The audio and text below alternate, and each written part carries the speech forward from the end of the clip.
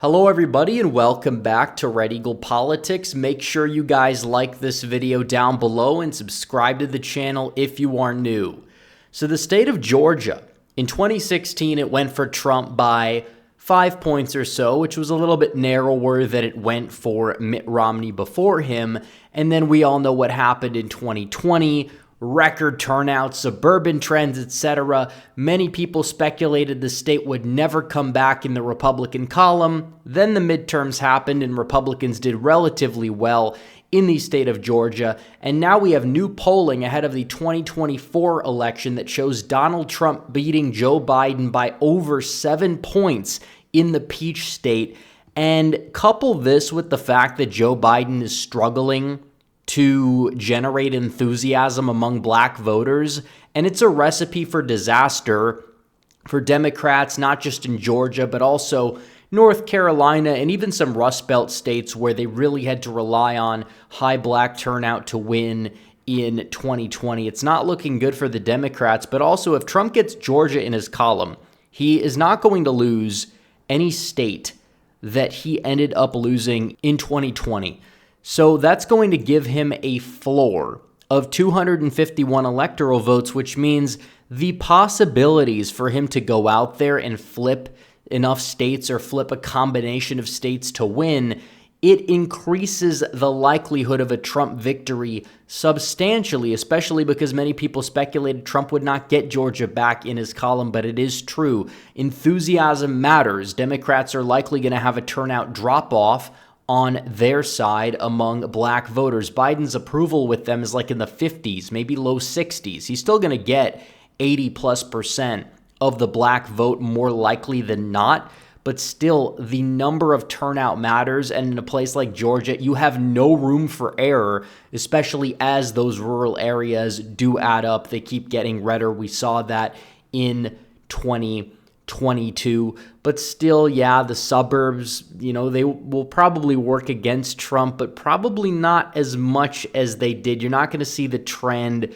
continue at a ridiculous level because Biden's despised, and Donald Trump himself, if he's able to go out there, get his base out in the state now, just because of the, turnout dip, you're probably going to see Georgia flip. And that opens up the electoral map for serious possibilities. And we're going to be talking about the paths to 270 electoral votes that Donald Trump has. How does he go out there and get them? Which one is most likely to happen? We'll be talking about it. But first, I have to tell you guys about our very good friends over at Patriot Gold. The Fed took the punch bowl away from the party again. The stock market's been betting on March rate cuts, but not so fast because all three indexes got pummeled on the news that cuts were off the table. Is this why JP Morgan and UBS are calling for a 23% drop in the S&P? This is the longest time in history between recessions. The recession indicator's ringing its most severe alarm in 40 years. So to combat this,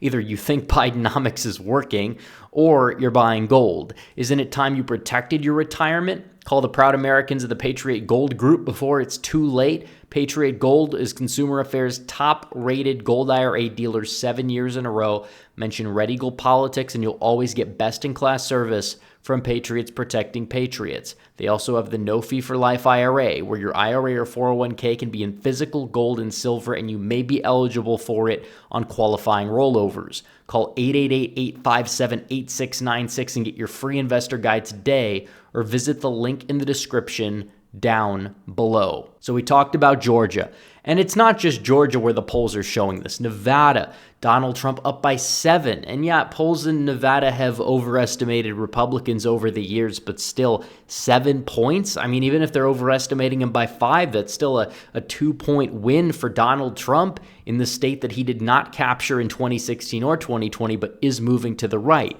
He's up in Michigan by nearly 5 percentage points. He's up in the state of Wisconsin. Pennsylvania, neck and neck. An outlier poll is carrying Biden in that state you see there. North Carolina, Trump up by 7.5 points in the aggregate. Granted that it's just 2 polls, but we've seen plenty others that have Trump in the lead. He is unlikely to lose any state that he won in 2020. Texas is staying red. Florida's staying red. Ohio, Iowa, Alaska, they're all staying red.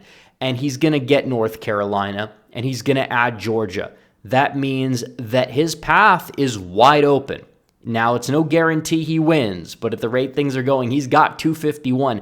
That is the firewall. That is the floor. You love to have that 16 electoral votes in Georgia on your side. So now you say, where do we go from here? Well, you could win the state of Pennsylvania. That's path number one. The state of Pennsylvania, just Pennsylvania, will get you to 270 electoral votes. That's a viable path. And you could throw maybe, he'd get Nevada in there too. It's not exactly that consequential. You'd like to have Nevada for sure, but all you need is the state of Pennsylvania. That's why it's so crucial. That's why it's so important. And Democrats are going to utilize their vote-by-mail system, the early voting in Pennsylvania. Republicans likely need to take advantage of it themselves.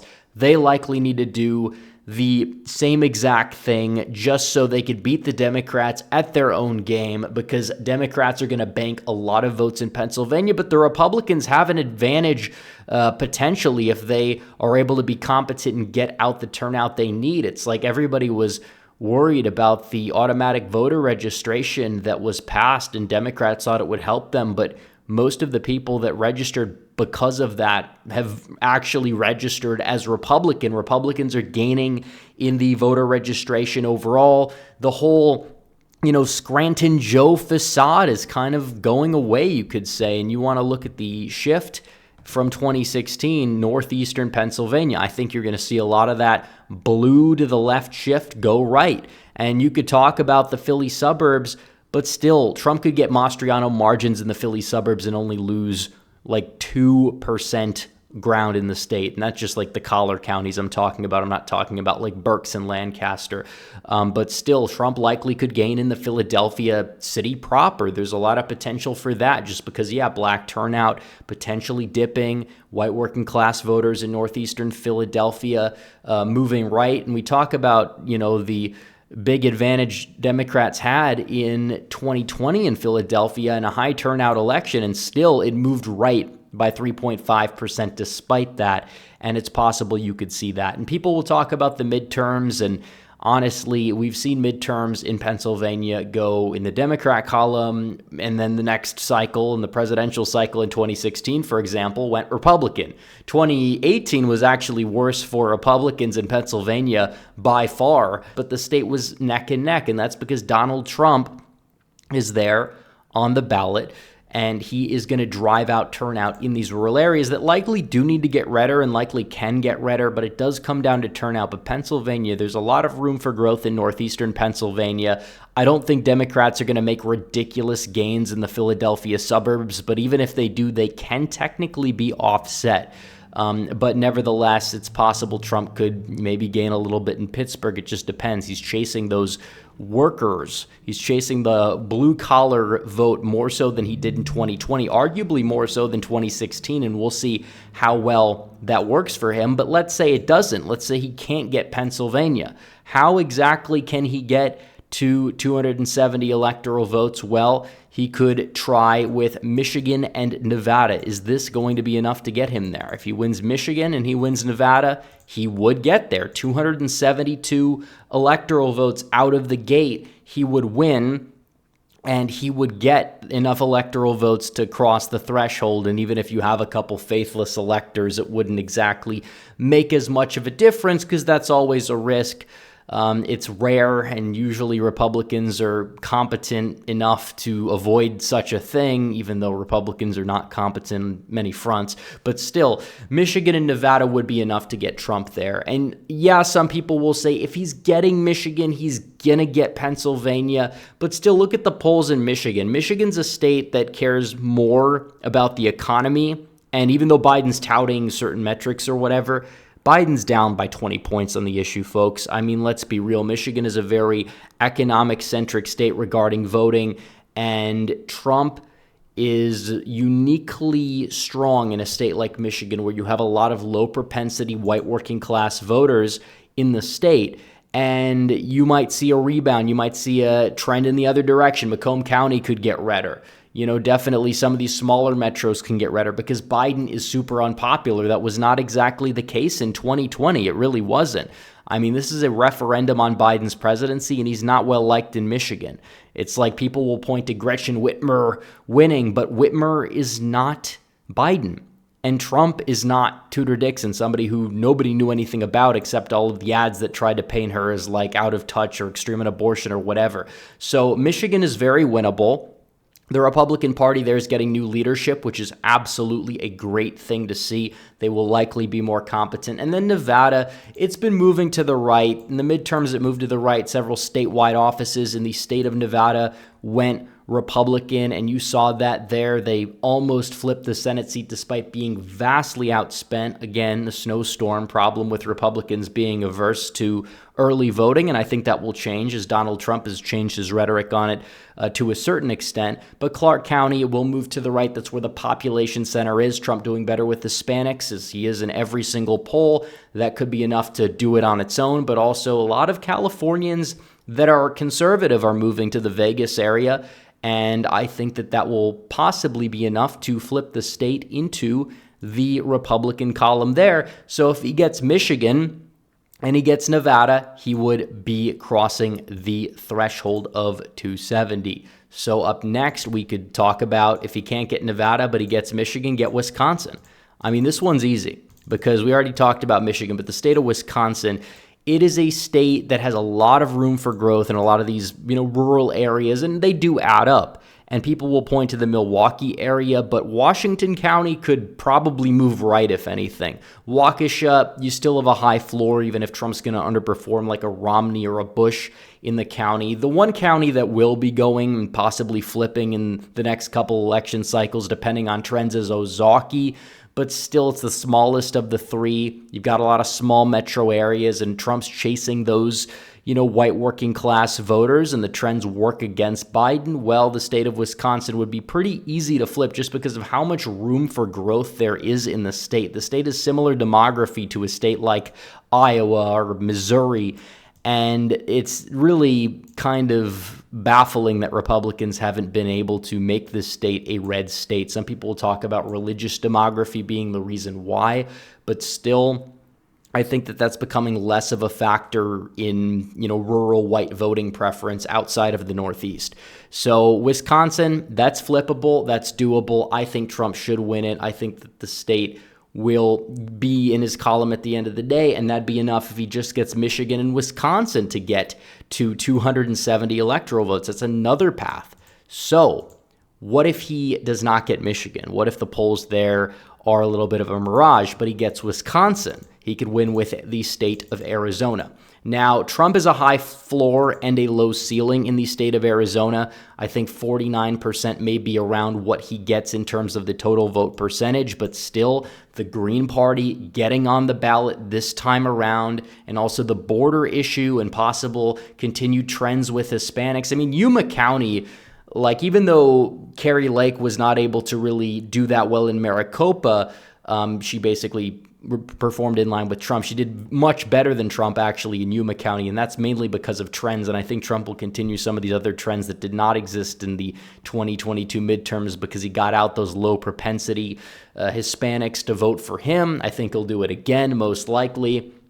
And it could be enough, especially as you will have Biden's popularity dipping, third-party vote share increasing, Democrat turnout potentially dipping. It really just depends which dips more, Trump's numbers or Biden's numbers. And it seems like Biden has lost more support from 2020 than Trump has. I don't believe the midterms are all that much of an indicator because there's so many other factors at play. You don't have full turnout. Arizona, I'm not saying Trump is going to win it. It's still going to be an uphill climb. I actually had it as blue in my last prediction, but still, it is a state that very well could go Republican, and he could get there with Wisconsin and Arizona if he gets Georgia. So if he gets Arizona but not Wisconsin, we don't really have to touch base on this too much, but he could very well win if he gets Michigan and Arizona. So those are really the paths that Trump has to 270.